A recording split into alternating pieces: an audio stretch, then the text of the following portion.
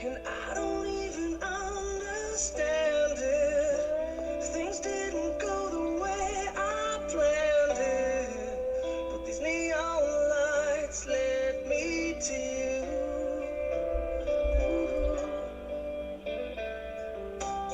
And I don't know what I was told. Oh, I walked the darkest road, but now these eyes see streets of gold. Oh, so bring me pride and let me go. Make me stronger on the inside. Hold me tight, just let go.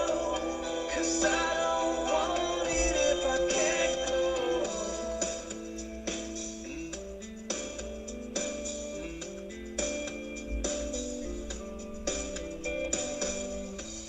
My heart has grown right next to you.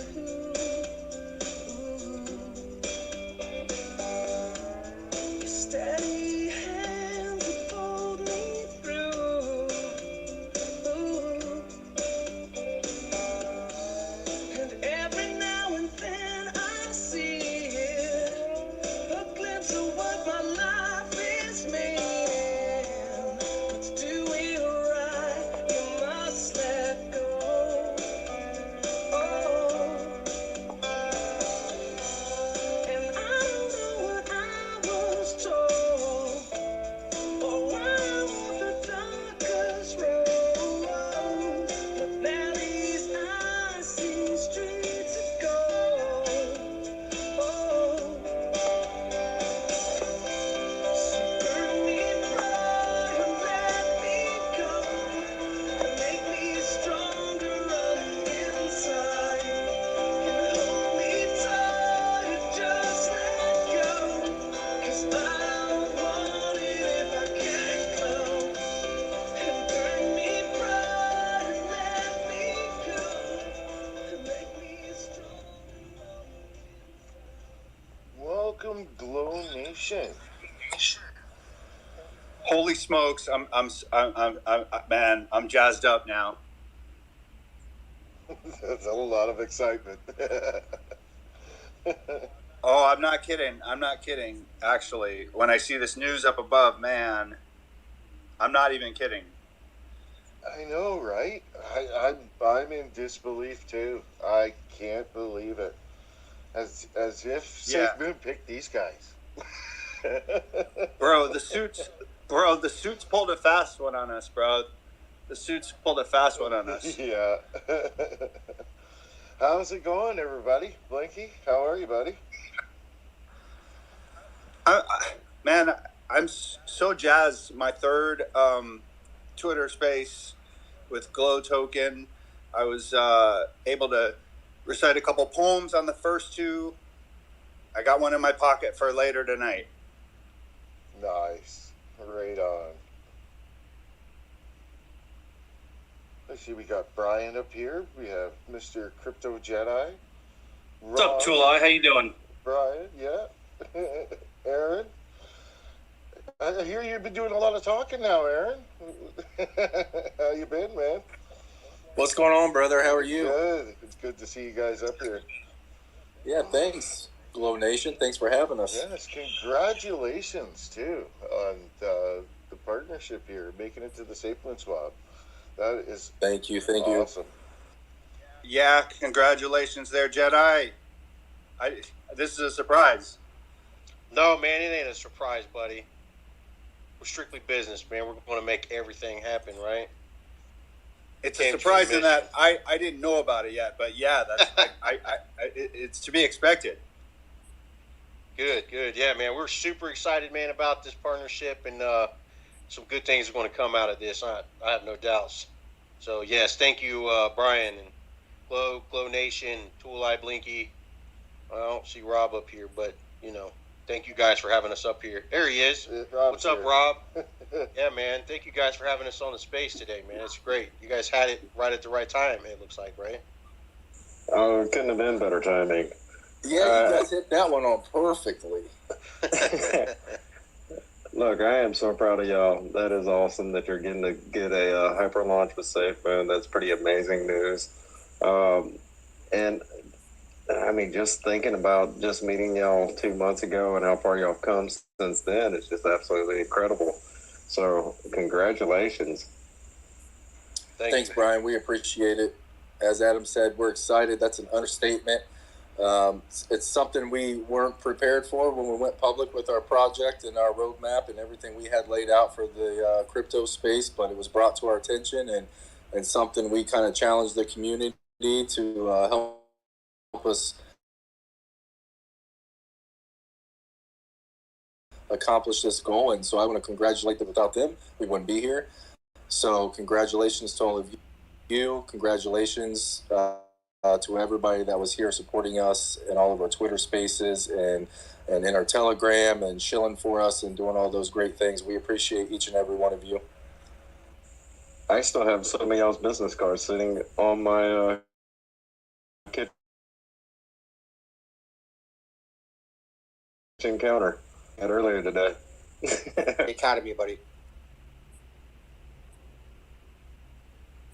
Oh, damn. I'll leave that one to you, Rob. I didn't have the rim shot sound effect queued up.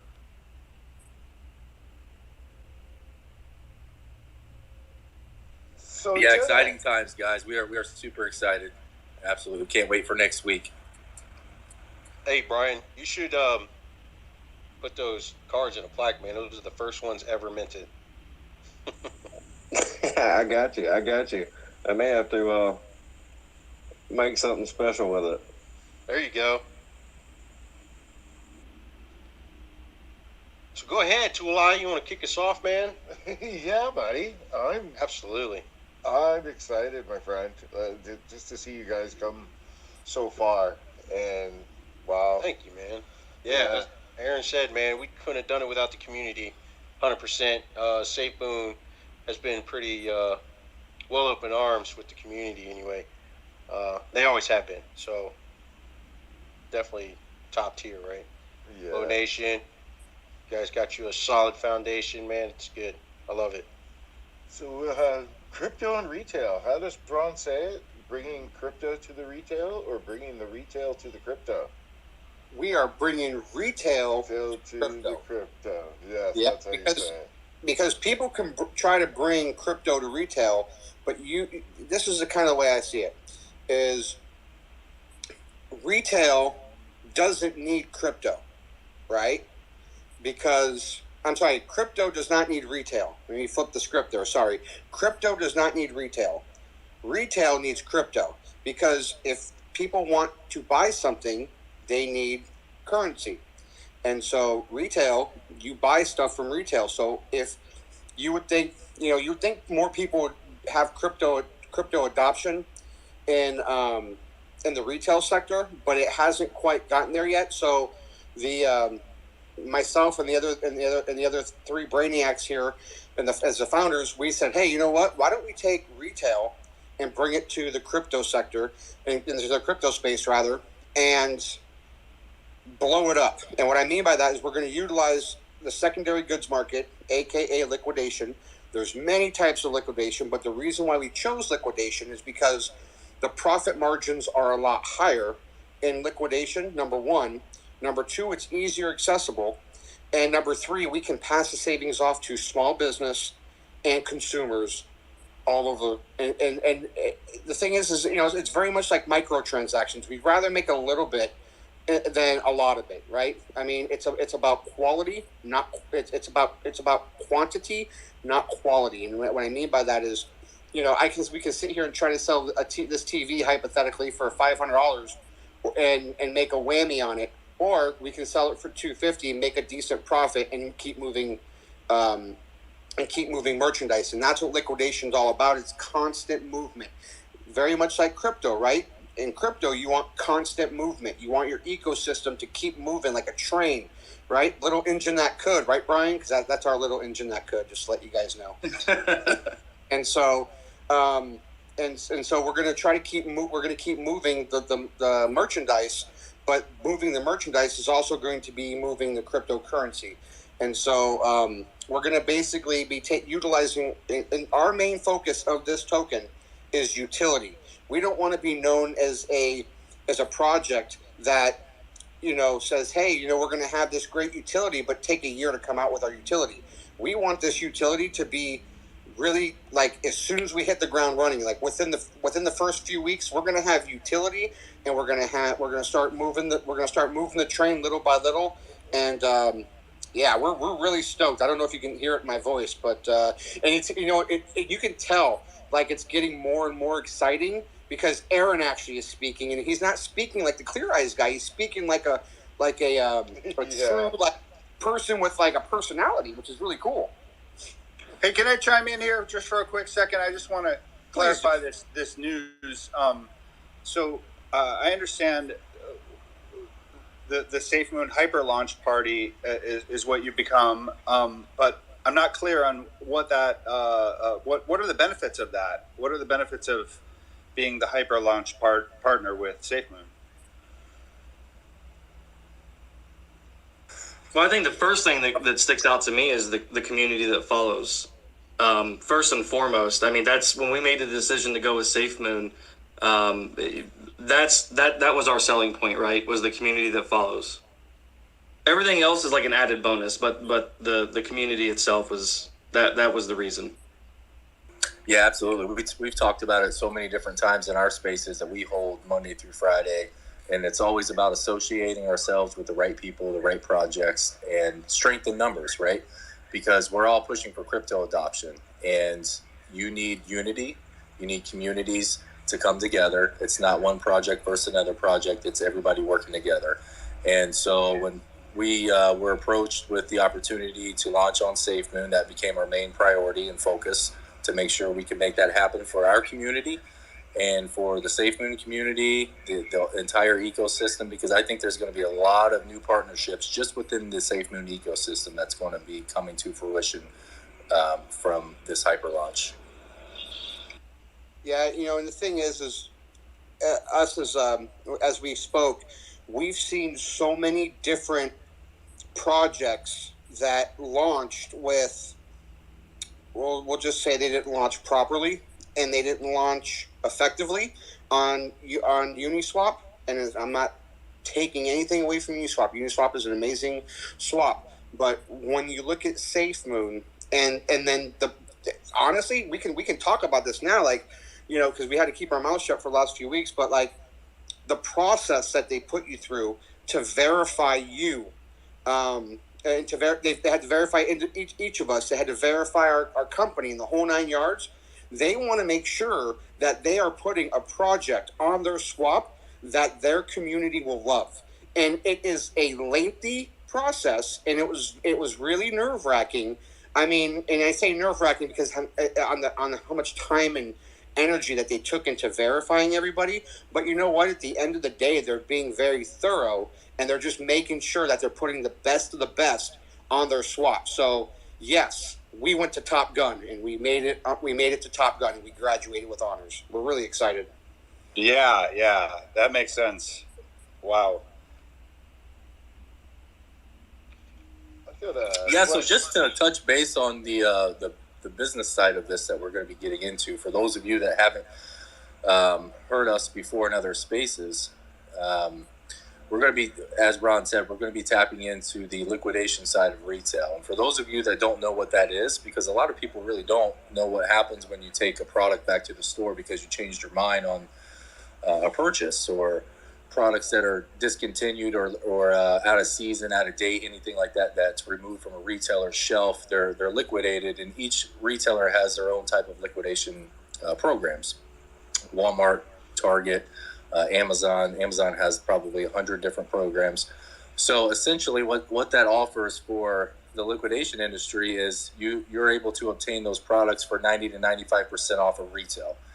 And as a wholesale distributor, which is the business we're going to be starting right after we launch the token, we're going to be bringing cryptocurrency into the liquidation industry. This is an industry that's full of entrepreneurs, small business owners, individuals that are selling online. They're selling in their own discounted brick and mortar stores. They're selling at flea markets. They're trying to make money. They're an entrepreneur. So this is a business we're getting into by distributing these goods directly from the retailers. So we'll be purchasing these goods in truckload volumes. We'll be distributing them to all of these businesses and individual entrepreneurs, as I said. And then what we're going to do is start developing our e-commerce platform. We want to transition these people from the traditional eBays and Amazons, because these giants are holding the businesses down. They're taking too much of that money away from these businesses. If you go on Amazon and you look at anything you can probably go and find at a store, chances are you're going to pay more for it on Amazon than you will at the store. A lot of people actually go to the store, a Walmart or a Target, and they source product to actually sell through Amazon FBA. So you're actually paying more money buying it there than you would be at the store. So with liquidation, you get a whole new opportunity. You kind of we're taking advantage of the retailers that are doing all the work and housing all this product and selling it, dealing with the returns, dealing with the supply chain issues. And we're getting a super great discount on the product that we can distribute to all of those business owners.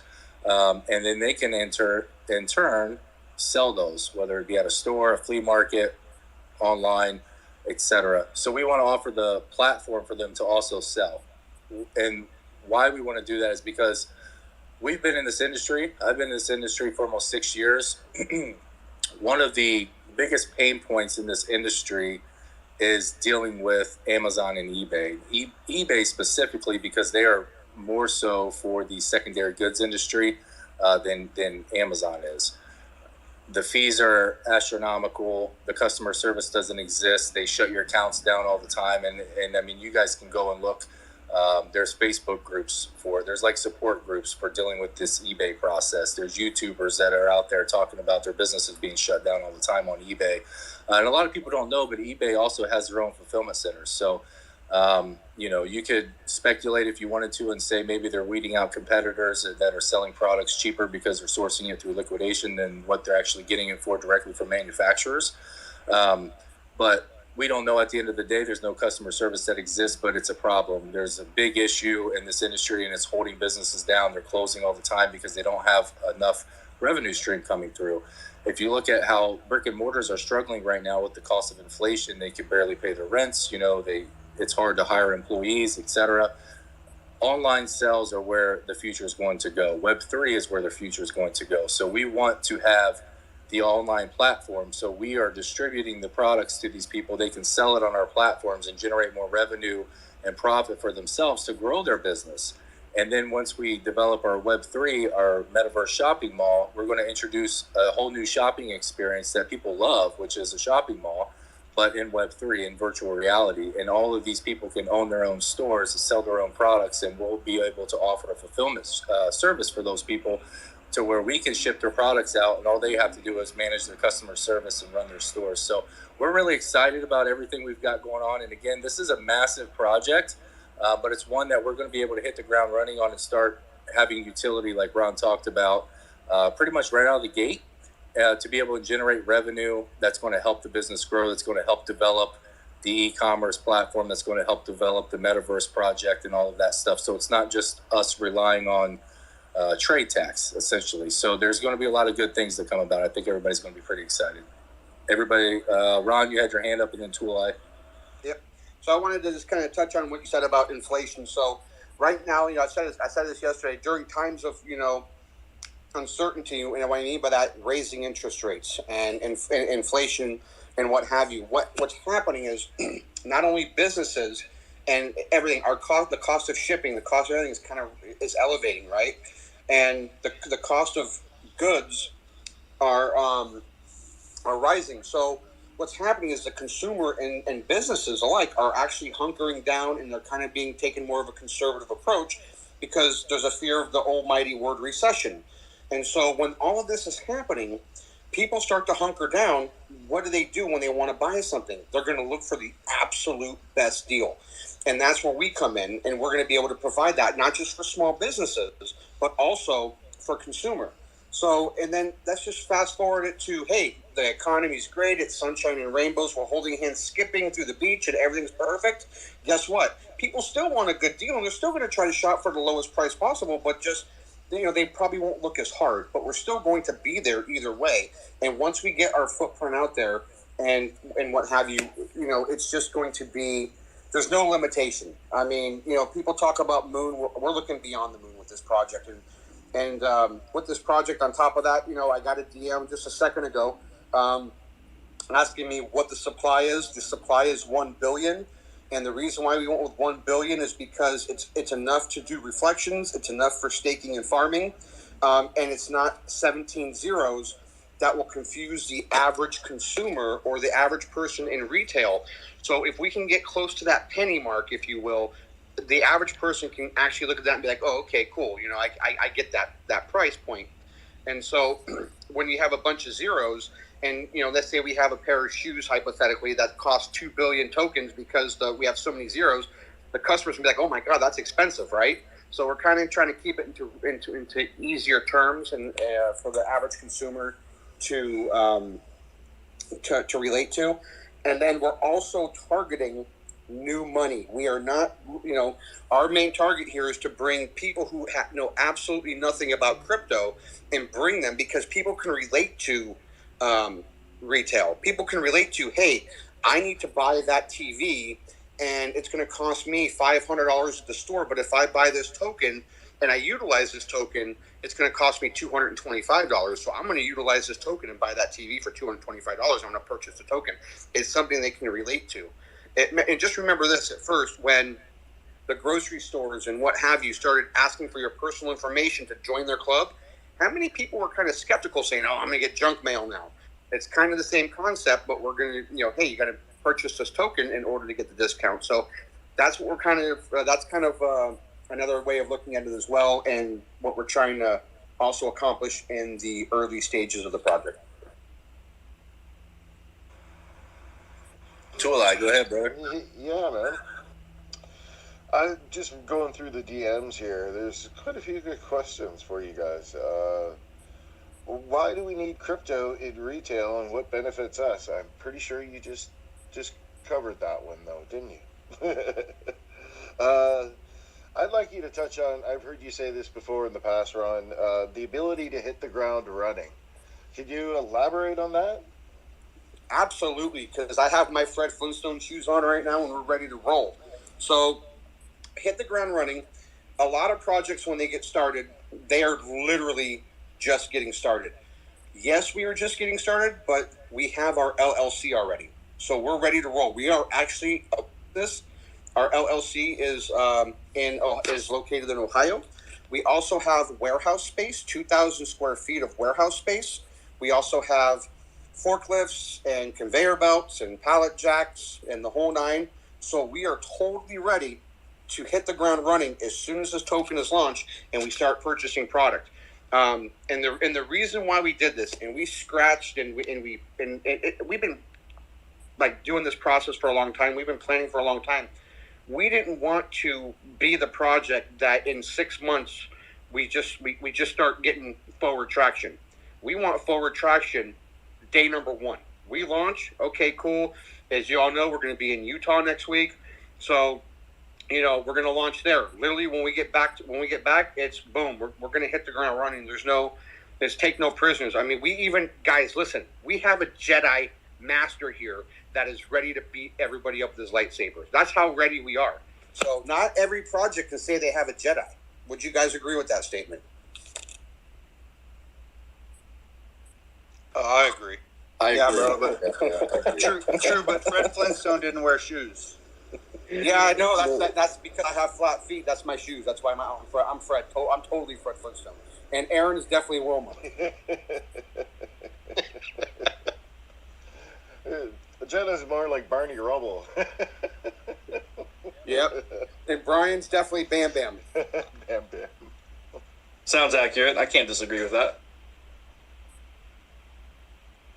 Now, one thing I wanted to also just kind of bring up when you guys were talking earlier about eBay, when we say eBay, it sounds like that's kind of, those are some big shoes to fill, I think, what a lot of people would think. But in terms of how they operate their business from, just a customer service standpoint, they are low-hanging fruit. That is someone that we will easily be able to surpass as time goes on, because we understand, the pain points of these sellers that are trying to, make a living off of a platform like eBay. And eBay, there's a lot of fees.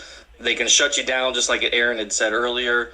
And then when they do shut you down, it's a painstaking process, and it's back and forth through email or some automated robot on the other side of the phone.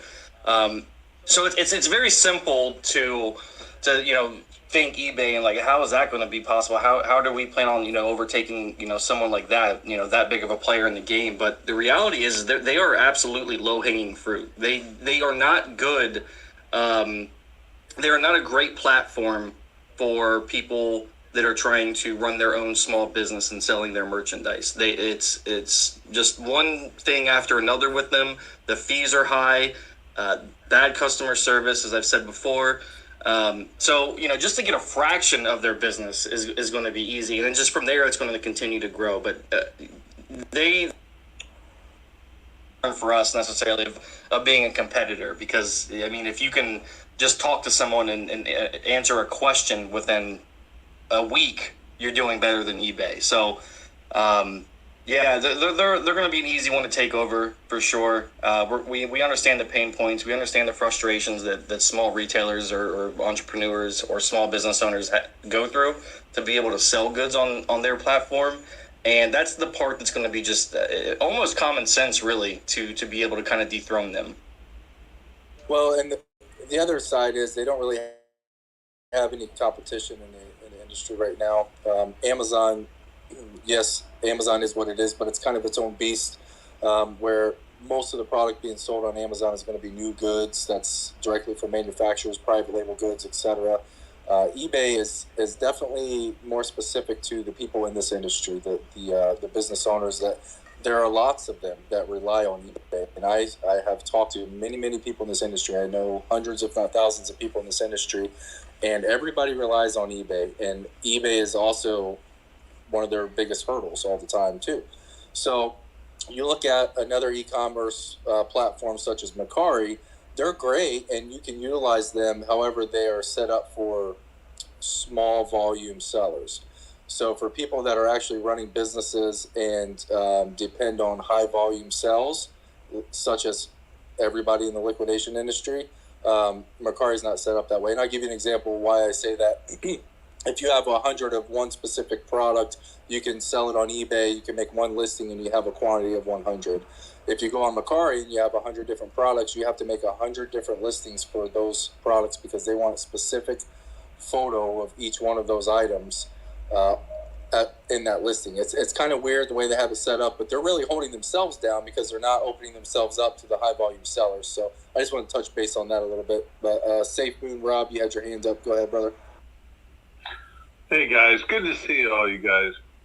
Crypto Jedi, Aaron, Ron, you're my favorite brother. You keep this space lively all the time, so I love you. Brian, good to see you too, brother. Sorry I was a little late, folks. I had a busy day at work. But I just really quick was wondering, so when we're going, I'm assuming there's going to be a website that people can go to buy the products that you have available. And how is that UI development coming along? There will be a website, yes. We have not developed. The website's currently not in development. And it's actually something we're in contact with Brew Labs about. They are actually working on something on their back end that they'll be introducing. I want to say, correct me if I'm wrong, Jedi, I want to say November. They're rolling something out. So we've been in contact with them about helping build our e-commerce platform as well. But just to touch on that, so we specifically will not be selling on our e-commerce platform. We will be a distributor. The e-commerce platform is going to be for all of these sellers in the liquidation industry to transition them from the Amazons and eBays of the world and come over to our platform and give them a place to conduct their business and generate more revenue to help them grow. All right. Well, that answered two questions that I had in one. So thank you. I just didn't quite understand that. Now I do. Can we real quick talk about the tax structure for you guys? Yep. Jedi, you want to talk about the tax structure?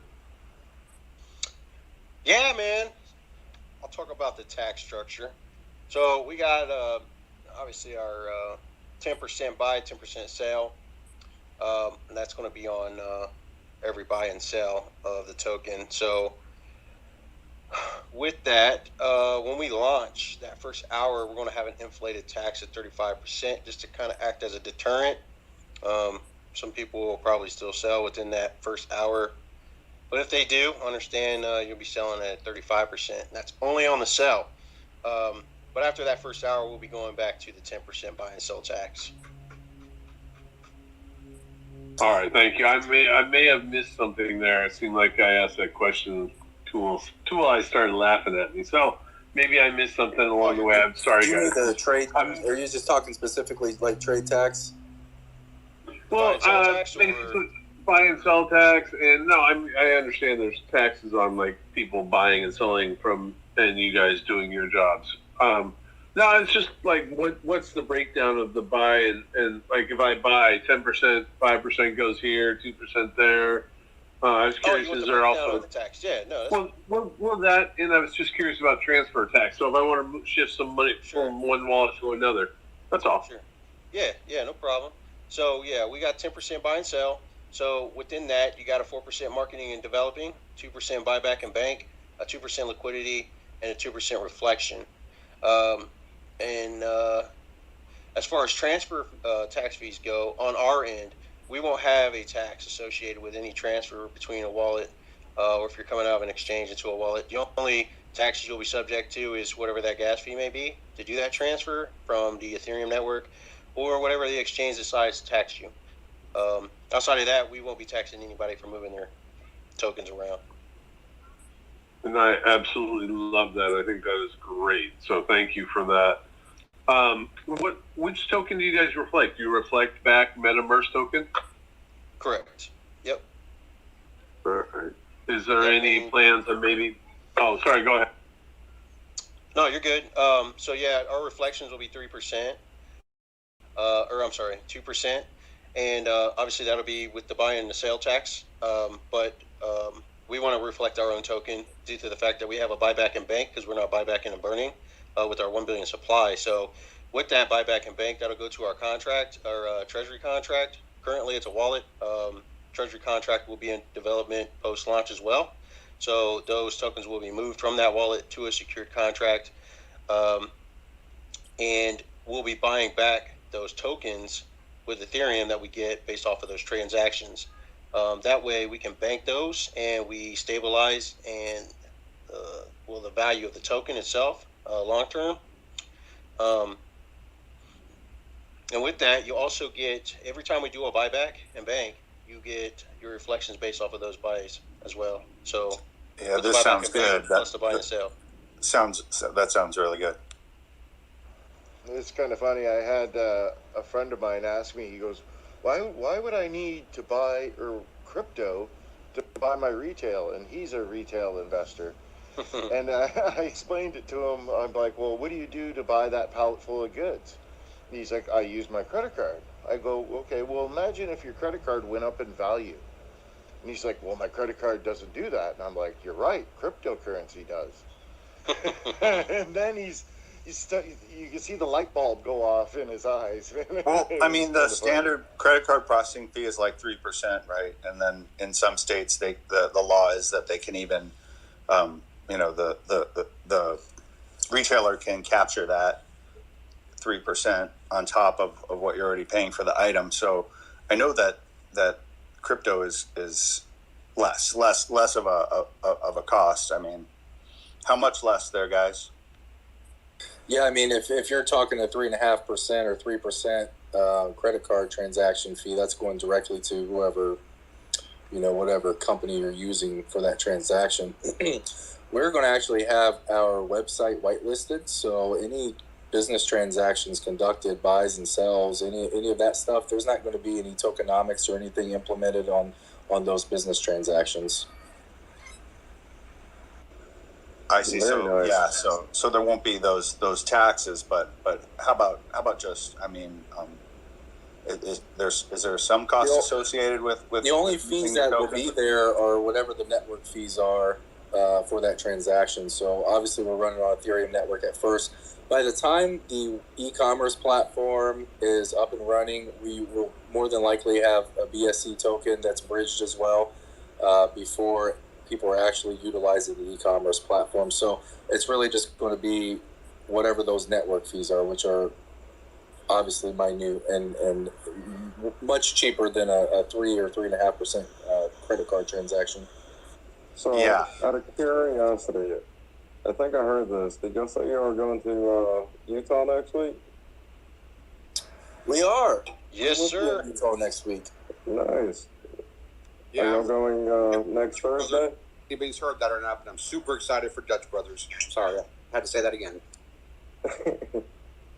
We're flying out there sometime midweek. I don't know. Right? Yeah, I think we're flying out Wednesday. And are we still just driving through a grove that is pleasant? I don't know why, but the state of Utah makes me kind of nervous. That whole Utah thing. Well, I hear there's going to be somebody else in Utah while we're out there. I don't know who it is yet. I'm waiting to find out. Yeah. Quiet. Yeah, I I'm not see. here either. I have no clue. Just interesting. Yeah. I've heard. Hey, I rumors wanted the to check grapevine, in but with you guys. MetaMerce guys. Are you guys going to the upcoming convention? The Mega Space in Orlando. Well, if they don't go, I'm going to be there because I live in Florida. Oh, cool. When is that? I know we actually talked about it. Do you have the date on hand? Yeah, September 17th. Wait, no. My mistake. No, it's December My mistake. 7th and 8th. Okay, thank you. Oh, it's in December? No. October 7th and 8th. Oh, October. Okay. I totally messed that up. Yeah, October Oh, yeah, 7th All right. and Well, 8th. yeah. I mean, there's a good chance we might be able to make that happen. One of the things we're Yeah. looking at right now is in the liquidation industry, there's large conventions held 2 to 3 times a year in Las Vegas. It's for wholesale suppliers and consumers. So we're looking at renting a booth at the next ASD week in Las Vegas to basically show everybody what bringing retail into crypto is all about, because we're the only cryptocurrency that's going to be involved in retail. And there's going to be thousands of people walking around looking for suppliers. There's going to be hundreds, if not thousands, of vendors there. It's a pretty big deal. A lot of people I know in this industry will be there. So we'll have a booth set up there to tell everybody all about MetaMerce Token and what we've got going on in the industry and how they can get involved with cryptocurrency. So that's something we're really looking forward to. But with the Crypto Expo, that's something we did talk about recently, and I think that's something we should be able to make happen as well. Yeah, okay, cool, because there is, someone down in the audience that's having a space tomorrow I think it's tomorrow at 3 p.m., a young lady down there, a listener here, who's having that Twitter space, and I just thought it'd be cool. It's always entertaining with Darcy. So, Well, yeah, without saying any names, yeah. What time is that Twitter space? I just thought I'd throw a plug in there real quick. It's at 3 o'clock. Okay, cool, and that's tomorrow? Yes. oh sir. yeah, All right. I've already got cool. my reminder set. Awesome. So, being a part of the SafeMoon Army, you know a lot of guys within the community, right? Especially my friend Tony down there. I'm going to go ahead out on a limb. We all love steak. Is there anything with staking coming with you guys? Yeah, Absolutely. Go ahead, Jedi. Oh, you're good. But yeah, we'll be offering staking and farming. Now, with our 90-day vesting period, we're going to hold off on probably doing that.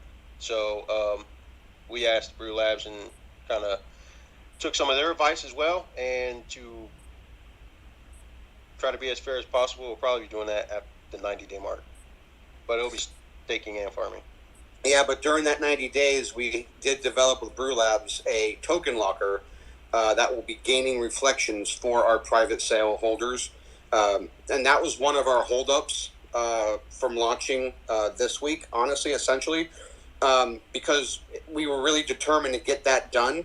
And those other things as well, but that was probably one of the major things. And so we really wanted to make sure we had that token locker done for our private sale holders to get reflections instantly. And we would rather have prolonged the launch to make our private sale holders get the reflections, even if it was a day earlier, because we don't want them to miss out on anything. So that was one of our holdups, but we will be offering reflections from the get-go.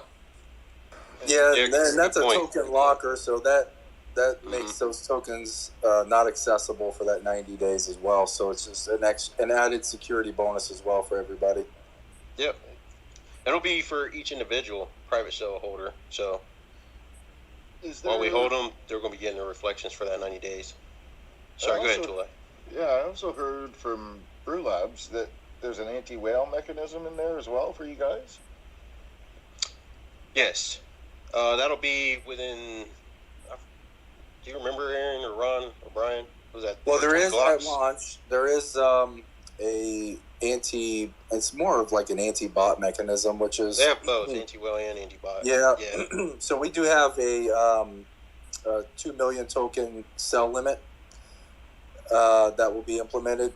It is in the contract. And then we will also have an anti-bot mechanism, which is like... I believe it's only the first 5 blocks once the token goes live. And it basically captures that Ethereum for any bots that are trying to snipe the launch. That's awesome. Security is a paramount thing nowadays, especially in the light of everything that's been going on lately. So it's a good thing to see that other, like even Brew Labs, is stepping up their game. Yeah, Brew Labs has been awesome throughout this whole process. For those of you that don't know Brew Labs or never heard of them potentially, they've been amazing through this whole process. They're in Australia, so our time zones are way off, but they've been awesome with every step of the way with this whole contract construction and all of the questions that we've had and the late nights we've had up talking with them about everything and what we can do for our contract. And they've got great contracts. And so I think we're going to have a nice, fair, smooth launch without any hiccups, knock on wood. But they're very confident in what they do, and they're very great at what they do. We can see it if you go and look at other contracts they've built. One thing I really like about them too, man, is the fact that they're so patient when you're coming with so many questions. Really good dudes. And I have to say for Brian and Aaron and myself, because those questions from Crypto Jedi were just, sometimes you just want to pull your hair out. Sorry, I had to. Safety and security is imperative.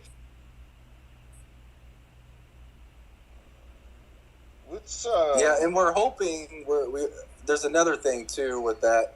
Obviously, Maverick from Brew Labs, he's actually going to be at the Australian crypto convention next week or this week. I think it's happening now, but he's going to be there next week. Well, he was planning on being present at our launch for about an hour. That way he can answer any questions about the contract construction with the community. So we're hoping that will work out for him. But again, that's going to be about, I'm not going to say what time. Never mind. Almost slipped up there.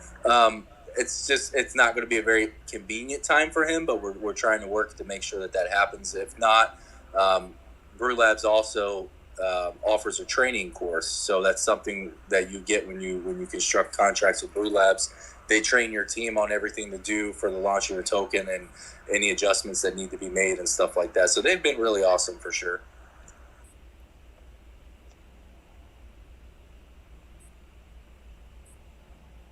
I'd like to throw out there real quick, since we had that awkward moment of silence, that, and hopefully Adam can pin this up to the top, but we have some really cool giveaways for our launch.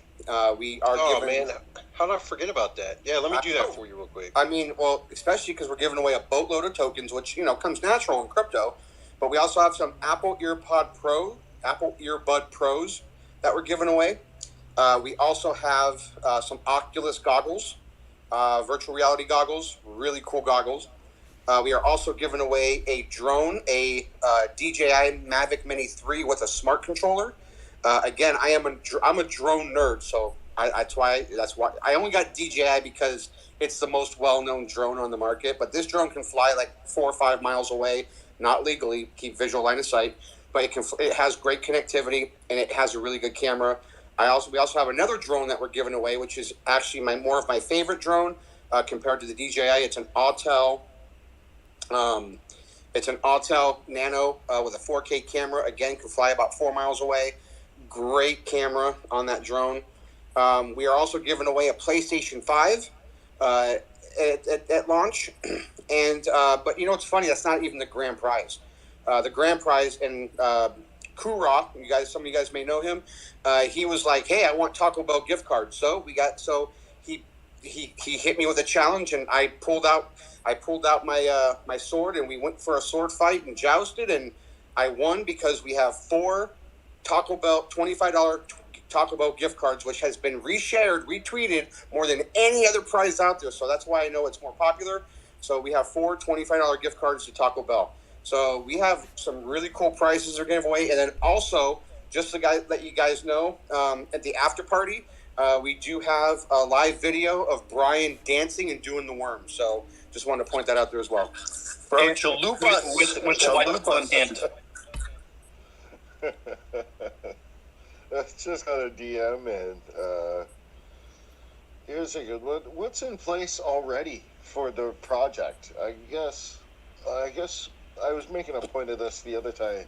I guess the metaverse is going to be further down the line on the roadmap. That's going to take time to develop all of the UI involving that. But we're going to start out with a website involving being able to purchase goods. Well, we're actually going to start out with a distribution center. That's what's already in place for the project. The website will be under development shortly after launch, but the commercial warehouse here in Ohio, where 3 of us are located, is step number 1. We want to start the distribution side of the business and get the MetaMerce token and the cryptocurrency out there in the liquidation industry and start marketing this to all of those people in the industry. A lot of those people already know me personally, so it's just a matter of educating them on the cryptocurrency and the benefits to transition once we have the e-commerce platform up and running, and then eventually into the metaverse. But what's already in place is, like Ron had talked about, or one of you guys had already mentioned it, we have the commercial warehouse, we have the forklifts in place, the conveyor belts, the pallet jacks, all of the whole 9 yards. So really it's just a matter of bringing in the product after we launch the token, and this is probably going to happen within the first 2 weeks. And I'm being kind of conservative, excuse me, but we're looking at about probably 2 weeks after we launch the token to start bringing product in the door, and start getting some instructional videos, some educational videos on our official YouTube channel to start explaining how this process is going to be working for a lot of these people. And again, don't get me wrong, we're going to accept fiat, we're going to accept money, of course, as well, but the idea is to educate people on the cryptocurrency side of it and start transitioning those people into it, because eventually they're going to be able to use those tokens in our e-commerce platform and in our metaverse. Hey, Aaron, while I have you here, can you go over with some of the new investors about some of your background, what you've done in the past?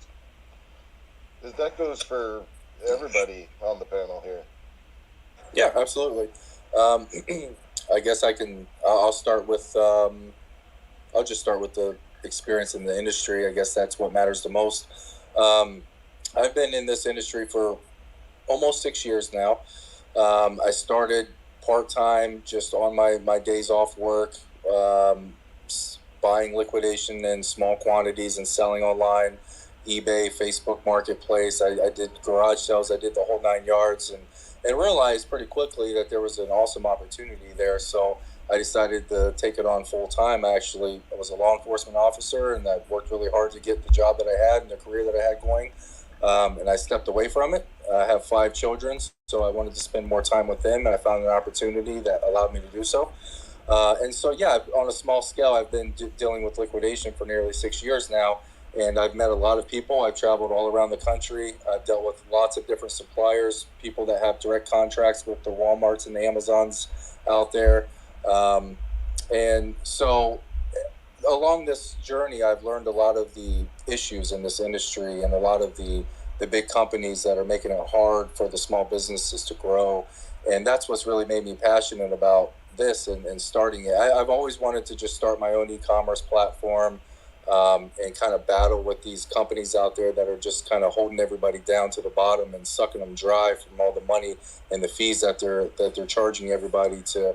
It's not just about the simple fee of you can list a product and sell it on here. It's everything else that they hit you with that you don't even realize. And if you want your product to actually be seen on one of these e-commerce platforms, you have to pay extra to have a featured listing or have it easier to more visible for shoppers on there and whatnot. It's a really big issue right now. And so that's my background with the liquidation industry. Again, I know most of the big time contract holders in this industry. I've done business with them in large quantities. I've built up a network of customers personally myself, a lot of really good relationships I have in this industry. And I mentioned it a little earlier. I said I know hundreds, if not thousands, of people in this industry here in the United States. I also know some internationally as well. I've exported goods to Canada and Africa. So we've done in Mexico as well. So I know a lot of people in the industry. We're very well prepared for it. I've during this whole process of planning the project and everything we've been doing with the cryptocurrency, it's taken away a lot of my time over the past at least 6 months. And so what I have been able to do is start putting the bug in these people's ears when we are talking, when they are looking for product and stuff, and saying, hey, I've got something new coming about with cryptocurrency, and kind of briefly explaining that to them. And most of these people are not cryptocurrency investors, but they are very interested in what we're talking about doing here. And these are all entrepreneurs, mind you guys. Like, all of these people in this industry, they got into this industry for a reason. They're looking to make their own money.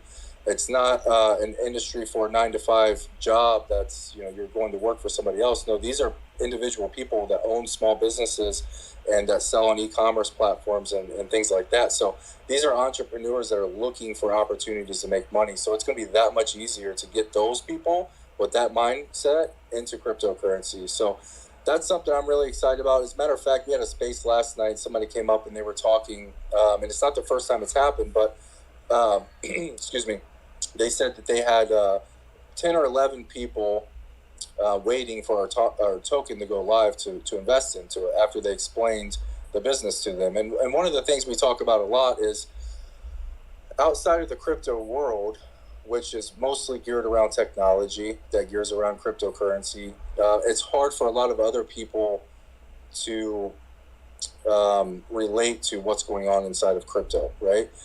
They don't have something that they can relate their daily lives to. Well, everybody can relate to shopping. Everybody can relate to making money and going online on Amazon, on eBay, and clicking and buying something. Everybody can relate to that. So that's something that I think is going to be a little bit easier for us when it comes to the transition of bringing people into cryptocurrency and further crypto adoption.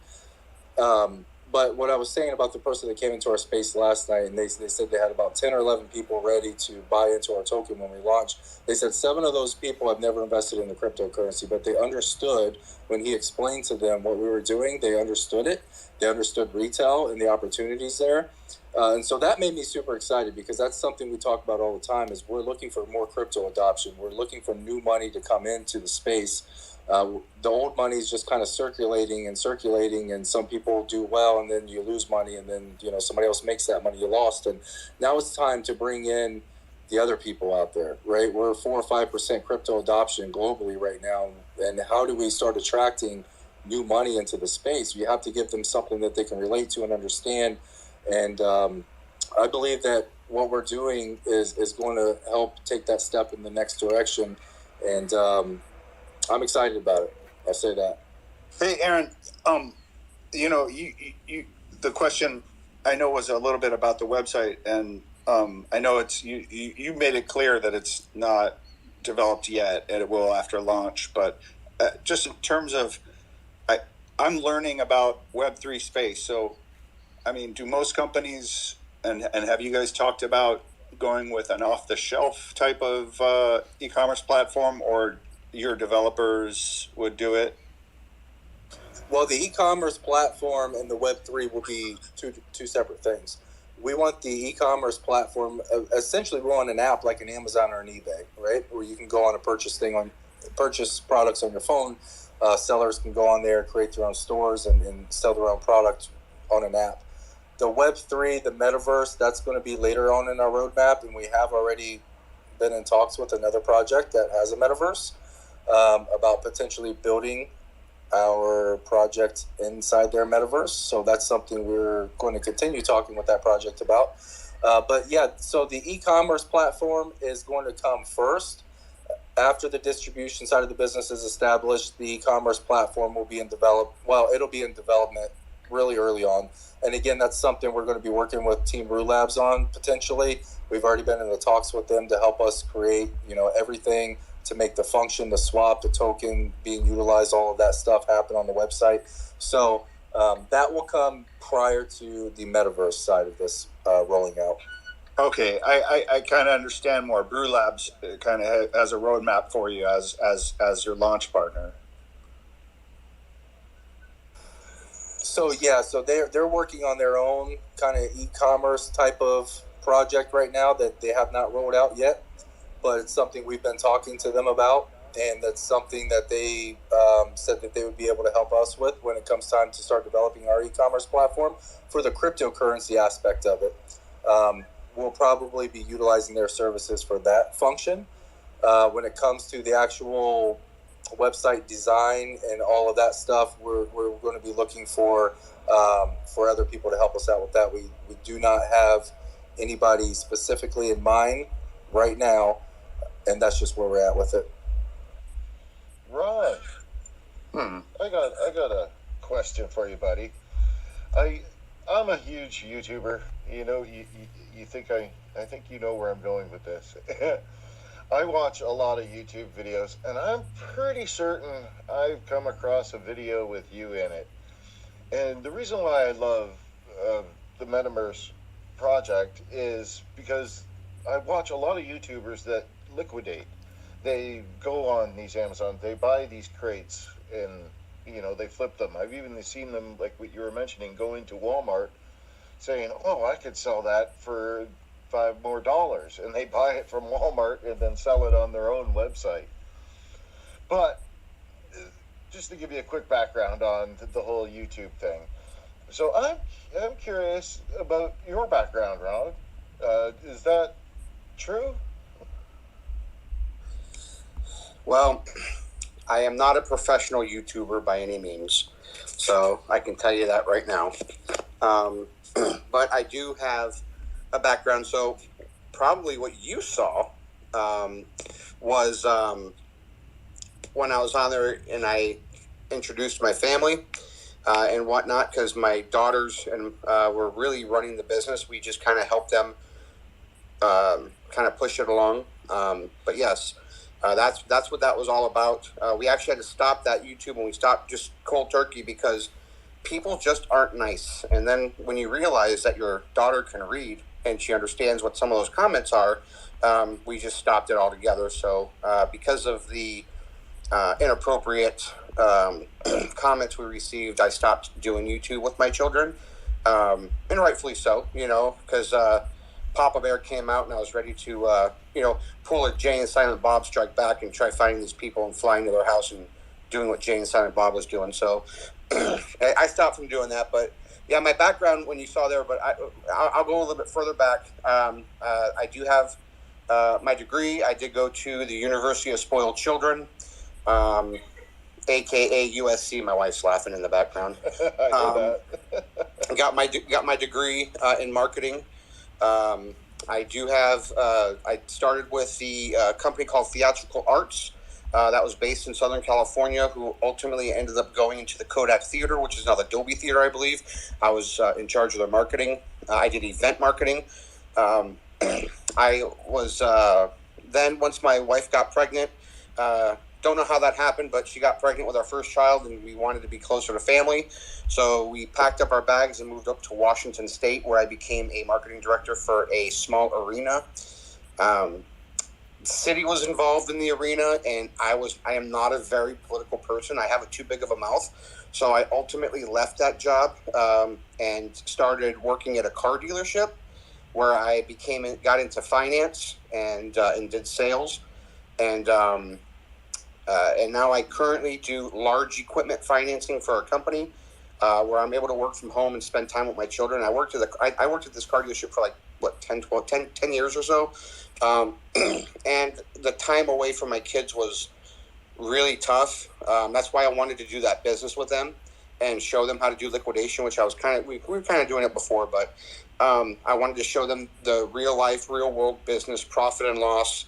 And so I can just tell you right now, my oldest daughter, all of my kids can count back money. We can't even go to a Starbucks right now without the person behind the register having to actually use the register to count back money. My kids can actually count back money, including my youngest one. And then, they understand what profit is. They understand what loss is. They understand a lot about liquidation. In fact, a lot of my kids can probably educate myself even on liquidation. That's how intelligent they are. I love my kids. They're great kids. I love a good dad. Oh man, you're inspiring. Thanks, man. So, actually, I'm not half the man that I portray myself to be without my wife, because my wife is actually a genius. And and the only reason why I'm saying that is because she's in the next room and she can hear me. So, but seriously, she's a school teacher. So, and right before the pandemic, we were just like, hey, what are we gonna do? How are we going to educate the kids? Listen, if you guys look at my picture, you can tell I'm not a sports guy, right? Yes, I used to play football back in the day, but I am not a sports guy. I mean, if I go anywhere, if I win anything, it's the Buffet Olympics. So, it's just one of those things where, and I'm not good at music or art, right? I love photography, but I can maybe go that route. And so we're like, what can we teach our kids to get them further in life? Because PE is one thing. Kids are going to play. So we're like, hey, why don't we start a little family business, and why don't we teach them from the ground up how to do a business? And we did. And then we ended up moving to Florida during the interim. And when we came here, we actually had a flea market booth, and that taught my kids people skills, how to count back money. They understand everything when it comes to that. And so the one thing I'm very proud about in that process of the flea market, even though I hated going to the flea market, especially in Florida with 95% humidity, is my middle daughter, Samantha. She was very much in her shell. She's very introverted. She does not look at people, talk at people. She was very shy. She's now talking to people, looking at people, because we made her go there, count back money, and tell people how much the prices were. And so she came out of her shell, and she has people skills. So, and you would think, because I have such a big mouth, she would be a people person. No, that's the other two kids. She got her mom's trait, where her mom's very introverted as well.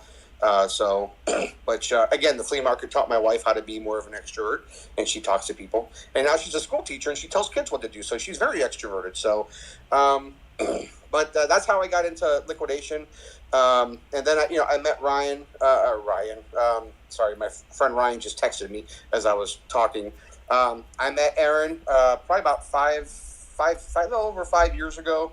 And then I met Brian and Adam through Aaron. And ever since then, these guys have been, like brothers to me. I usually say like sisters, but I know one of those guys are going to try taking my joke. So, that's how we got together, and we started talking crypto and retail and liquidation, and next thing you know, MetaMerce Token was formed, that's pretty much it. That's kind of Ron in a nutshell. And yes, nutshell, I say that proverbially. So there you go. You're awesome, Brian. Hi, Brian. Brian, we didn't forget. What's up, man? How's it going? It's going great, man. Absolutely fantastic. I'm not sure if I'm gonna be able to top Ron's, biography or whatever, but I'll at least attempt it. But no, I mean, just like what Ron was saying, we all have kids here. What we're doing is really just for our family. If I didn't have my kids, who knows what I'd be doing, right? I'd probably still be one in the club or the bars or something, shutting them down. But had kids, so I had to grow up, right? I got into. So I've been in IT for probably the last, 10 or 12 years now. Started off as just working in, you'd call in with a problem. I'd be the guy on the other end of the phone. I'd answer, and I'd kind of walk you through how to fix it. As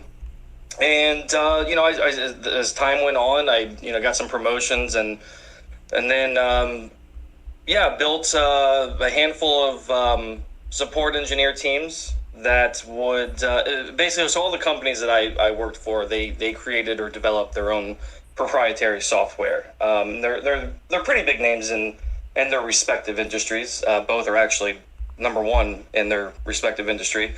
I think the biggest thing for me when getting into this is I hear when Aaron's talking about how his business is and kind of the headaches that he deals with, especially when it comes to something like customer service with eBay.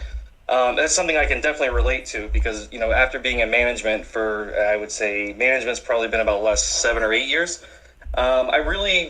It's hard to fathom on how these kinds of companies, someone as big as an eBay or an Amazon have the specifically eBay has as bad of customer service as they do, and how just poorly managed everything seems to be, and how easily those things can be fixed.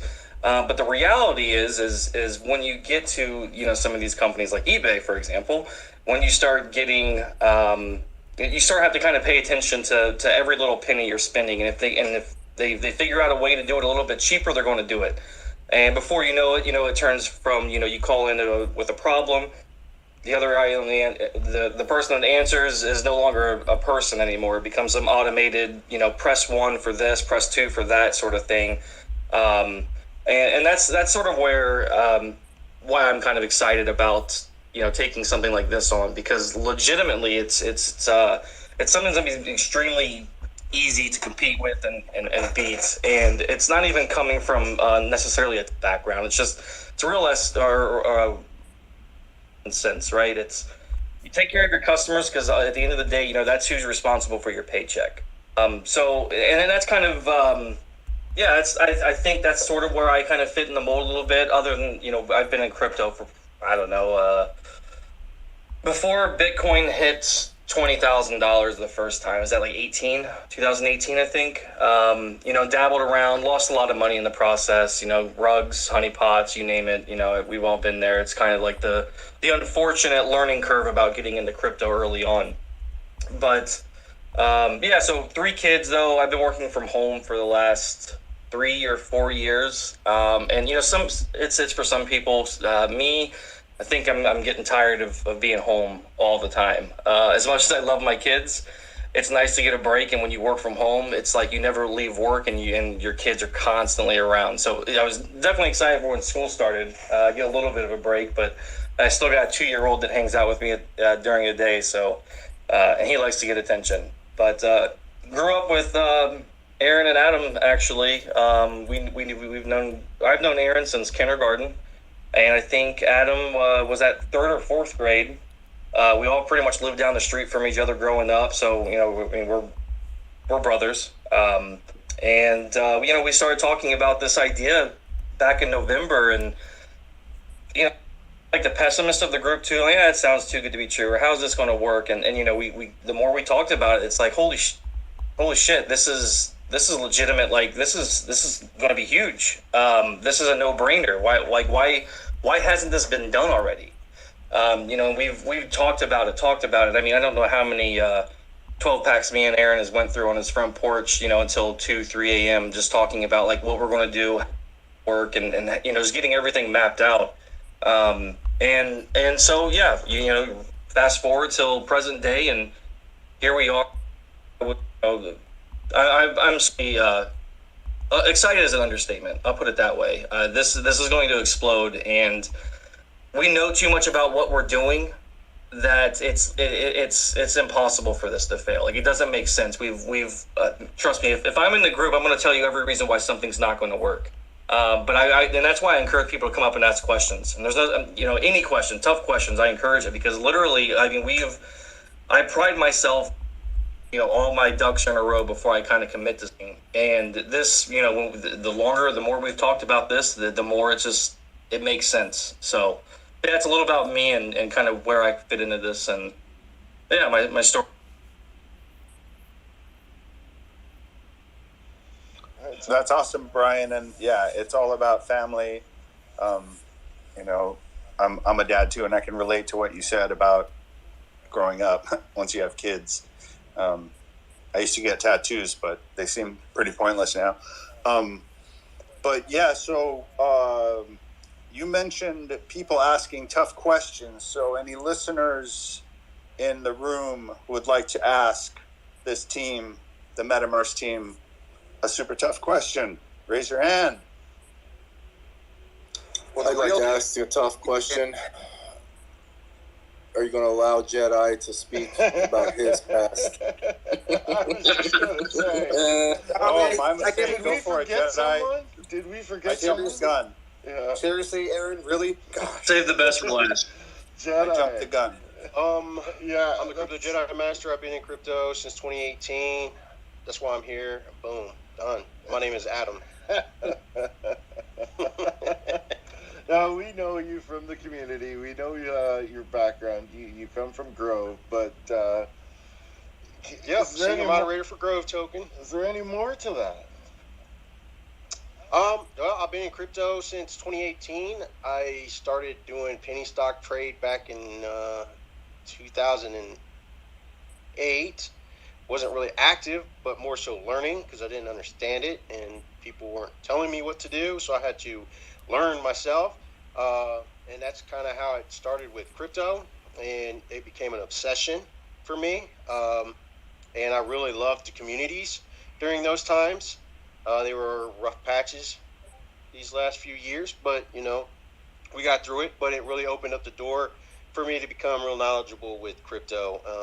Got to meet a lot of awesome people. It opened up a lot of opportunities for me, starting with Grove Token and being a senior mod for them. As far as the liquidation aspect, I don't have liquidation background. I am a reseller. My wife is as well, and we actually started doing that probably 4 years ago, thanks to Aaron. And that became another black hole because you find so many good things that you can get for so cheap that you can turn around and make so much money on because profit margins are there. Yeah. Is that good for you guys? I won't hold everybody up. So it's the dream team. We got the marketing, we got the retail, we got the crypto. Exactly. It's all in place. Oh, and I have 4 children, 2 that aren't ours and 2 that are, 2 boys and 2 girls. Well, and I'm a truck driver, so logistics. I got some logistics background too. I'm sorry. And the crypto knowledge, but with all of your backgrounds all together combined, I think this is going to be a very successful project. It will be. Failure's not an option for us. I'm gonna go on a limb here. I said this yesterday, but I'm gonna say it again. That our goal is to be the absolute best project on the swap. That's our goal. And what I mean by that is, and I'm not comparing us to anybody else, but we're going to be the best project on the swap because we're going to do what we say we're going to do. We are going to be available. Our DMs are open. We're very transparent. And that's our goal. We want to, the reason why I say we want to be the best is we don't want to be, this is our project. This is your project. No, crypto is our project. And so, and what I mean by that is we want to work with all different types of projects, and we want to help make them successful. And we want to be as bright as Glow Token. So that's our goal. Let's glow. That's a good goal. That's right. That's a good goal. Yeah, you always want to strive for the best, right? Yeah. Thank you so much. Does anybody else have any other questions in the audience? By all means, come on up. SafeMoon Rob had his hand up. Looks like he put it down, though. Well, I want to give the audience a chance to get up here and ask some questions. Yeah, guys, don't be shy. Yeah, and we are real because we got myself and Aaron got the opportunity to be some really good people out there. Brian being one of them. Darcy, another. Blinky, you were in LA, NFTX Extroverse, right? You were there? Yeah, and then I went to Vegas too. Yeah, see. I met you vaguely one night. I think it was Saturday night. Yeah, we shook hands, so that's good. Yeah. So we didn't get to chat much, but we have since then. But yeah, man, good people. Holly, got to meet Holly too. So all good people, man. Hey, you guys don't understand how good all these individuals are. We gotta watch her video tonight. Yeah, when I get it uploaded. It's getting uploaded, right, tonight? It's uploaded right now. I actually have it playing on the background. I'm curious to see what Don has to eat for the taste test, so people need to tune in and see what it is. Oh, you guys did a taste test? I had nothing to do with it. Yeah, I mean, that's something they do on every one of their podcasts, so check out Crypto Bros. Fun. Oh, you should give us a play-by-play for the show. Well, I'll leave the taste testing to Ron. Yeah. I can't wait. Too funny. You know, you open your mouth right now, but I'm going to tell you, you're going to come to my house, and I'm going to make the best smoked ribs you're ever going to have in your life, and then you're going to shut your trap, and you're going to be like, okay, Ron, okay, I'm not talking taste test, and I'm not muting you anymore in our spaces. Let you guys know, he muted me yesterday in the space. You know, that was just want to let you guys know. So he had his not me. That was Kat. She's down in the audience. You know, yeah, of course you're going to blame Kat. She's a listener, not a speaker. So yeah, whatever. So, hey, well, congratulations, team, because it looks like you've answered any question anyone could possibly have because nobody's asking anything. And anybody down there, one of our listeners, have any questions for these great guys? Well, you know, kind of to just piggyback off what you just said, Blinky. I think what we're doing is easy for people to comprehend. You know, we're not reinventing the wheel. We're just trying to take something that already exists and make it better and bring it into the crypto space. And I think that's what's going to make it that much easier to transition this industry into crypto and bring new money into the space, because it's easy to understand what we're doing and you don't have to ask a lot of questions. If you just hear us kind of talk about our plans and what we want to do, sure, there's going to be questions, but it's not a super intricate idea that we have that is just kind of like, whoa, I have so many questions. Where do I even start? It's one of those things that, again, people can relate to and they can understand, and I think that's what's going to help us attract that audience we're looking for in the retail space. So it's amazing. We hold spaces pretty much every night through the week, and we have been since we went public with our project. And we've had some great questions come up. We've had a lot of people that have come up with the industry experience as well, and that's been awesome. We've had a lot of people. We actually had somebody that was with his brother, and they own a store, and they deal with liquidation, and he was excited about it, excited about our token launching, wanting to invest in it because he's already in this industry and he knows what we're about to do and stuff. So it's been a pretty amazing journey so far. I will say that. And again, we are always open for questions, whether that be in Twitter Spaces or DMs, Telegram. We're always open for questions, and we always want to make sure we clarify everything. And if we don't have an answer for you guys, we'll make sure we get one for you. Well, thank you. Yeah, that probably answers all the questions. I'm definitely excited to see where y'all take it. And I definitely could see potential for, us partnering with y'all, especially when times of crisis, come around once we get the foundation launched. There's going to be many, many different events where we can kind of work with each other. So I'm definitely curious to see how the future holds. Go ahead, Jared. Hey, it's Jared. I have a question for Blinky. Didn't you have a poem or something?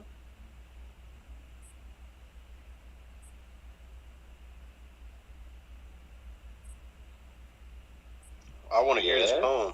Hey, it went radio silent on us. We got NDA? Aaron, we just need you to unmute your mic and not say anything. Oh, sorry, guys. Sorry, guys. Yeah, I have the poem in my pocket. I was going to rock it the other day, but that got postponed. So, yeah, I saved it. I have it here. And, all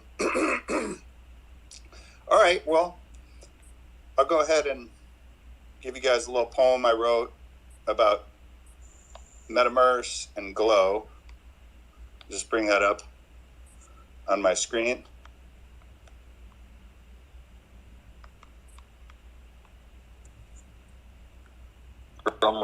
Drum roll, guys. Sorry, guys. All right, here we go.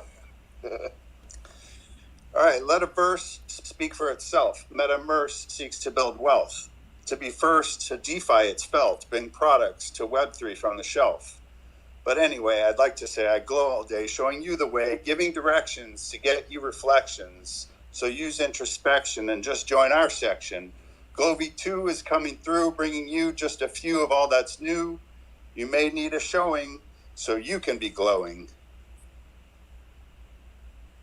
Mic drop. Yeah. That's awesome. Oh, well done. Awesome. Wow. You guys like it? Love it. I Yes, don't even man. know what to I love say. it, That's dude. amazing. Thank you. Yes, All right. Thank you for that. Fantastic. All right. Well, I'm 3-0 on the poems going over okay. I'm more curious how you're going to pull the next one off, because the next show is going to be. Yeah, you set the bar pretty high. I'm intrigued now. Thank you. Let's see what I can do. First we gotta schedule it. First we have to schedule the next one, and so let's work on that. Let's work on the bones of the project first, and then we'll flesh it out with the poem. Okay. We're going to expect it every episode. We're going to have a meeting. We're having a meeting soon about the next Twitter space. It's going to be a bunch of YouTubers, from what I understand. That should be interesting. Right? Who knows most about that? Tulai? Yes, we are working on this. This has been a project of mine in the background for quite a while now. So, like I said, I'm excited for the next episode. So if anybody doesn't have any other questions, can I get the team to just lastly do your introductions and closing thoughts, and we'll close it up for the next time. Yeah, I don't see any hands going up. Not yet, anyways. But no, I mean it's been super exciting for us, especially today, right? It's always nice, when you see all your hard work start coming to fruition and things playing out the way you hope they were going to. And a big part of this is it goes out to the SafeMoon community and its partners, Glow, everyone out there. I mean, you guys been extremely supportive throughout this entire process, and when things are kind of getting a little chaotic in the background and stuff like that, just kind of seeing how well you guys, how successful you guys are, and I mean it's you guys are leading by example. You guys are doing a great job, and I think that the future is looking really bright, absolutely, and we're excited. There's a lot more to come, and I think the real exciting stuff is going to be coming a lot sooner than what a lot of people think. But I appreciate you guys for coming out and listening to us. I know Ron can get a little long-winded, and maybe I don't talk as much as I should, and Aaron's the clear eyes guy, but at the end of the day, we all have the same goal. We want this thing to take off. We want it to explode, and it's going to. It's just a matter of time at this point. But we appreciate you guys. I appreciate you guys. And we'll talk soon. We had hey, real quick. Oh, go ahead. No, I was going to do the same thing. Go for it. we had SafeMoon Tony come up. SafeMoon Tony, how's it going, brother? Hey everybody, love this space, love that poem. That was I really enjoyed that. Thanks a lot. Hey, I just want to throw out there, I'd be really bummed out if I forgot to mention my son helped me with it. Okay. When SafeMoon Army poem. When SafeMoon Glow Nation. Right. So my question is more on the supply. All right. So you have a 1 billion supply, correct? Yep. Yes, All right. sir. How much was sold in pre-sale, and how much is going like? How are the tokens going to be allocated, and how much for circulating supply at launch? That's my question. Because I'm pretty bullish on this project, guys. Awesome questions. Adam, do you by chance have the token distribution pulled up? So originally for the private sale, there was 17.5% set aside for the private sale. We did have a goal of raising $125,000. And I don't know how many of you guys were actually around in the early stages before the SafeMoon opportunity was brought to us. We actually had a totally different structure for our private sale, and we had a 2x maximum return with a 120-day vesting period, and that was something that we talked about for a long time because we wanted to prevent a dump basically on our charts. We wanted to make sure everybody was safe, everybody that was coming after we launched our token.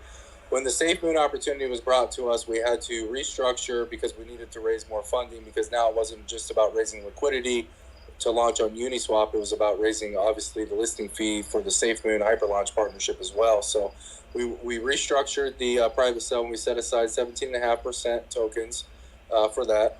And those numbers, since we just closed out the private sale, I think it was last night, we have to get back with Brew Labs now, go over the total amount of liquidity we have, the percentage of the tokens that's going to be on the SafeMoon swap, come out with the exact numbers, the launch price, the private sale price, all of that will be changed a little bit. It'll actually be a little less than we originally anticipated with the $125,000 goal.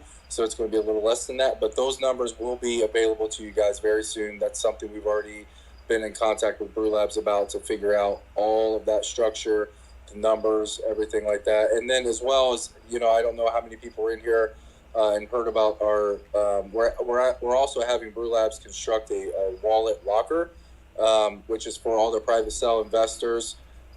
Each private sale investor, their wallet will be locked for 90 days.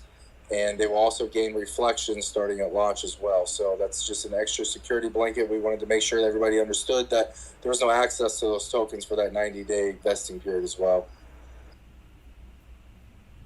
All right, great. Thank you for the info. And I'll be looking for those numbers because I'm pretty interested in remaining supply. Yeah, our remaining supply, I don't think we'll ever have to worry about running out of supply. If anything, it'll become fractional. Because even with a 1 billion supply, you can still do a whole lot with it. If you've seen our white paper, our token distributions broke down pretty significantly, even utilizing a 1 billion supply. And we won't run out of supply, to the simple fact that we'll be buying back and banking those tokens to preserve the value of the token, which will be held in a treasury contract. Do you want to run through the token distribution just while we're here? I can. Do we have time, George? I think Yes. I'm willing to keep staying. I'm happy to keep the space going for a while. So Excellent. Okay. Yeah, that's because not we a got problem. Rick wants to ask a question. Yeah, Okay. all the questions we can. Sure. Okay. So our token distribution, we got 15% dedicated to a reserve wallet. 5% of that will be made available. 10% will be locked away for 6 months. 10% liquidity pool. 17.5%, as Aaron had previously discussed, was for our private sale, which was a vested period for 90 days. So that's going to slightly change, which we'll get you guys the numbers on that stuff here soon. 10% development and marketing. 10% staking. 5% available. 5% will be locked for 6 months. 2% farming. 4% team tokens, that'll be locked away for 6 months. And we'll continue to lock those moving forward. Everybody will know well in advance before that even expires. 16.5% in partnerships. 5% will be made available. 11.5% will be locked for 6 months. 5% for centralized exchanges. 2% will be made available. 3% will be locked for 6 months. And then our 10% for treasury. And that is our full token distribution.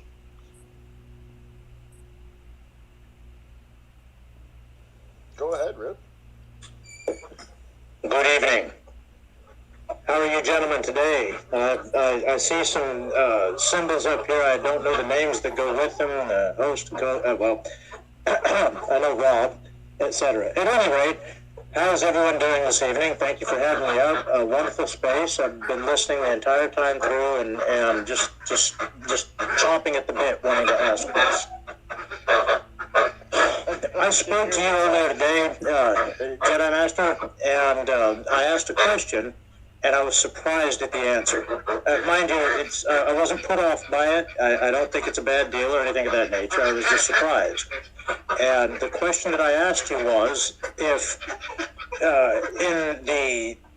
on your e-commerce platform, if the holders of the token were going to enjoy a greater benefit, a greater savings on the e-commerce platform than your standard consumer just visiting to buy.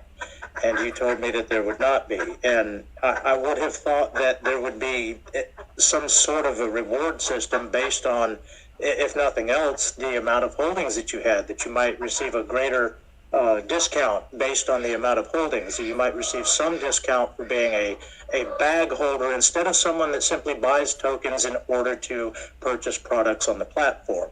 And I wonder if there might be any flexibility in your plan in the future in order to be able to add such a structure so that those who decide to buy and hold the token would be able to enjoy a greater benefit for being longer-term holders, which would, of course, be, if I do not misunderstand, would be providing liquidity to your token by holding for greater periods of time. That's a really good suggestion, honestly.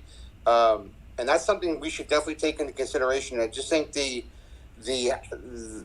how to get to it is going to be tough.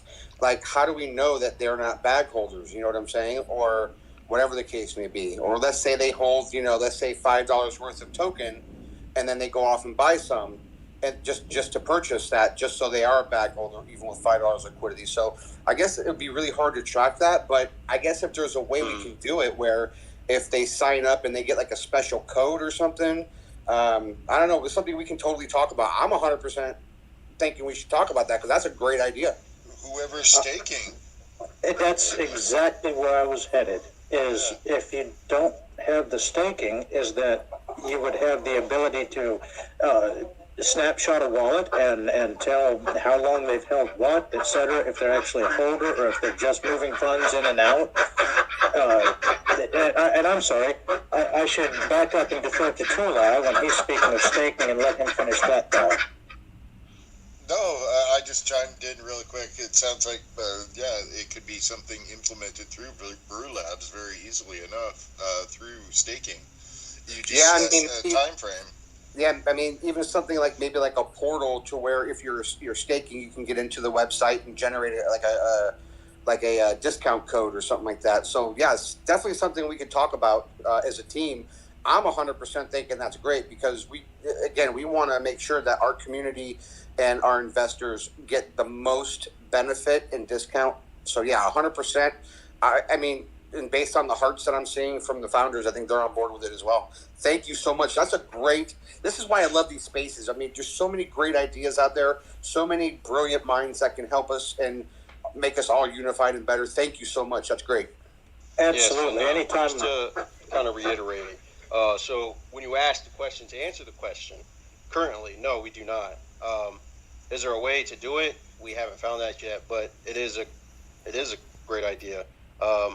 We just haven't crossed that bridge yet, and actually we haven't even talked about that. So if we can implement that, 100%, you know what I mean?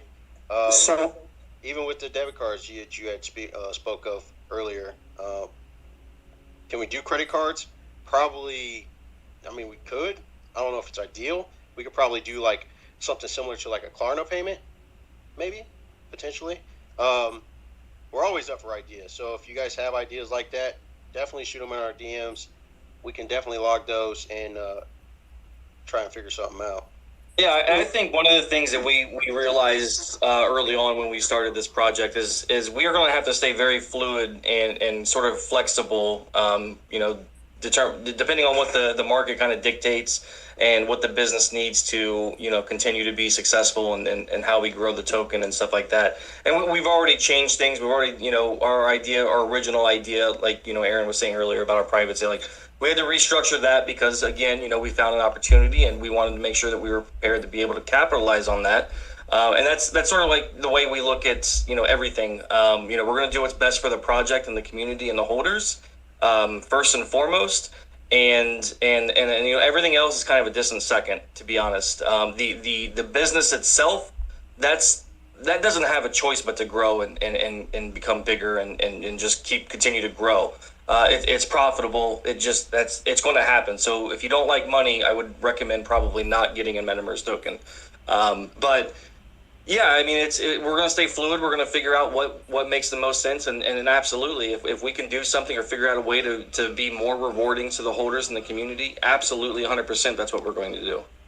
Just a brief suggestion. If a holder were to hold a specific amount in their wallet and not allow it to dip below that amount for a specific period, that should, in my view, enable them to enter the cash system and enjoy this spot of benefits. And if they have another level of holdings for another span of time, then they should enjoy an elevated level of benefit, and so on. And this is something that is easily provable by the blockchain without having to create a separate mechanism to track it. Someone can apply and say, I want to be a holder for this cash system, this benefit level, and here's my wallet address. You can look at it, you can see what my activity is, you can see that yes, I do purchase, but I've held this amount and not allowed it to drop below. So this would show that a person is a holder and an active participant and client on the platform and is making you money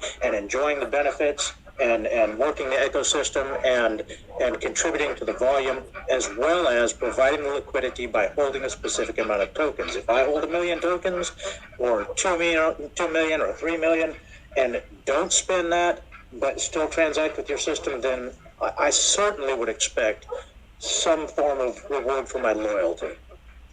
Yeah, absolutely. I love your ideas, Rip. I do. Another way the token's going to be rewarded, just in case we haven't covered that, is the revenue from this business, from the distribution, from the e-commerce platform, eventually into the metaverse. We're going to be reinvesting money back into this token to grow the value of it as well. So everybody that's holding is naturally, the value of what they're holding is naturally going to grow with this business. Now, as far as like it's almost like a tiered membership is kind of what I'm seeing here. And I think there's going to be an opportunity for that. It's kind of like a savings tier, right? Depending on your bag holdings. One of the things we'll have to figure out is how we can make sure that the people that can't afford to hold X amount of tokens are also able to participate in those savings, because we don't want to not include anybody, because not everybody is blessed enough to be in a situation where they can hold X amount of tokens in one project worth X amount of money. So we want to make sure we include everybody. So that's a great idea, and we will definitely take it back as a team and talk about it and figure out a fair way to implement something like that, and the best way to move forward with an idea like that that's best for the community overall, that can include everybody overall as well. Gentlemen, that is a wonderful answer. Thank you very much for your time and for your consideration, and I will step down. This is marvelous. Have a good evening. Rip, hey, have a good night, Rip. Before you go, Rip, thanks so much for the question. How are the ducks doing, Rip, before you go? I can hear them. The ducks are ducking, and they're sitting here looking at me, knowing that I have not given them their treat yet because I wanted to jump down here and get into this space. I heard it closing and ran down here with the treats. I've just now arrived home from work. Otherwise, I would have been in here annoying you all earlier. It's never an annoyance when you're around, buddy. Thanks for coming in. Yeah, man, and I hope my response wasn't discouraging. It was just on the point of where we are right now. But it's definitely a great idea. You quacked me up, Adam. I was not discouraged. I was surprised. Really. I was truly surprised. I was not discouraged. I was not put off. I'm here. Okay. And that says something. But no, I was not discouraged. What I saw was an opportunity for evolvement, for evolution, for growth, and possibly something new. And it seems like we've come to that crux, in the midst of this conversation. And I thank you. It's very receptive. I like that. I like the ability to pivot in your ideas and add new things in, and I think it's great. Marvelous. Yeah, we as founders are really open to ideas, and because if you don't evolve, you can't move forward, and we definitely gotta be willing to pivot and to evolve. And thank you very much. I mean, seriously, that's a phenomenal idea. And even if Adam doesn't like your idea, the three of us do, and we'll just kick him out and we'll just bring you on board. So we're all good. Well, that's awesome. I'd love to thank all you guys and congratulations again for becoming a SafeMoon swap partner. And wow, I'm so excited for you guys. This is just amazing to see. Did that seriously just happen today? So it coincided on the day with this, because we didn't plan that. It's almost like you guys had some backdoor information.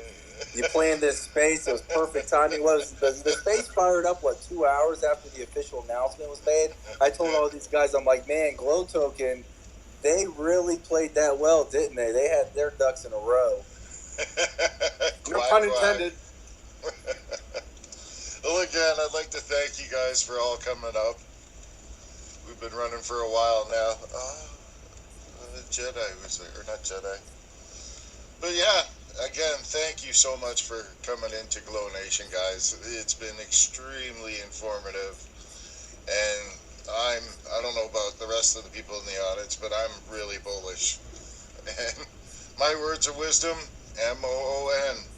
That spells MetaMerce. If you know, you know.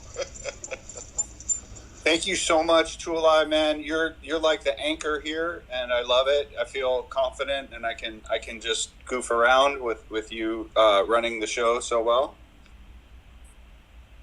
Hey, I want to thank you guys for having us. This has been an honor. We appreciate you guys even considering bringing us up in your space and allowing us to talk about MetaMerce Token and our plans and our backgrounds and everything that we're going to get ready and bring into the crypto space. So I appreciate each and every one of you for being here and listening to us and listening to Ron and listening to the Ducks and everything that's been here tonight. We appreciate it. It's been a fun space. Hopefully we can do this again another time. It's really been awesome, and it means the world to us because we have been putting in a ton of work in this project, and this is something that's super exciting to us. It's like the first day you open the doors of your new business, and again with our launch next week and the event and the giveaways and everything, we wanted to do that stuff because it's exciting for us, and we want to make sure it's exciting for the people that's been here with us the whole time and supporting us and showing their love for what we got going on and everything. So we appreciate everybody, Tulai, Rob, Glow Token, Glow Nation, Brian, everybody that's been in here asking questions, Blinky, Tony, Holly, everybody here. We appreciate you guys. Thank you for having us up tonight. Hopefully we can do this again really soon. Yeah, I want to kind of piggyback on that real quick because, a while back after Adam and Aaron got back from California, and he told me about you guys and what what your guys' conversations were. We knew that you guys were something special, and we're truly honored that you brought us up on board here to let us talk about our space and our token. And thank you guys very much. I mean, you guys have such a phenomenal project coming along, and we're just honored to even be your neighbor. So thank you guys very much for having us on the space, and we look forward to seeing you guys on the moon. Yes, I second that. Jared, Rob, Tulai, Blinky, Brian, thank you guys so much for having us tonight. You guys have been awesome for sure. We definitely enjoyed y'all coming out. Thank you. Thanks for coming. Yeah, it was a pleasure.